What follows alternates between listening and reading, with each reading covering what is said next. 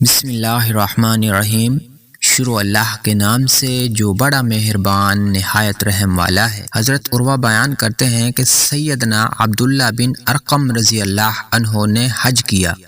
وہ اس سفر کے دوران اذان دیتے اور اپنے ساتھیوں کو نماز پڑھاتے تھے۔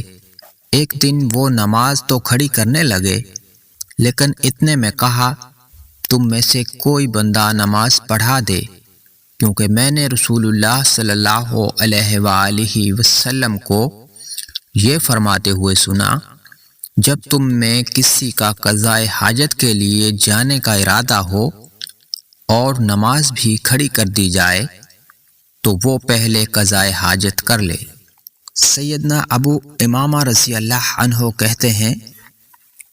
میں نے رسول اللہ صلی اللہ علیہ وآلہ وسلم کو یہ فرماتے ہوئے سنا، تم میں سے کوئی آدمی اس حالت میں نماز کی طرف نہ آئے کہ وہ پاخانہ یا پیشاب روکنے والا ہو، اور کسی گھر میں بغیر اجازت کے داخل نہ ہوا جائے،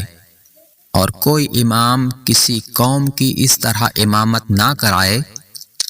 کہ ان کو چھوڑ کر دعا میں اپنے نفس کو خاص کر دے۔ سیدنا عائشہ رضی اللہ عنہا سے مروی ہے کہ رسول اللہ صلی اللہ علیہ وآلہ وسلم نے فرمایا، جب رات کا کھانا لگا دیا جائے اور نماز کے لیے اقامت بھی کہہ دی جائے تو کھانے سے ابتدا کیا کرو۔ سیدنا انس بن مالک رضی اللہ عنہ کہتے ہیں کہ رسول اللہ صلی اللہ علیہ وآلہ وسلم نے فرمایا، جب تم میں سے کوئی نماز میں اونگنے لگے تو وہ نماز چھوڑ کر سو جائے،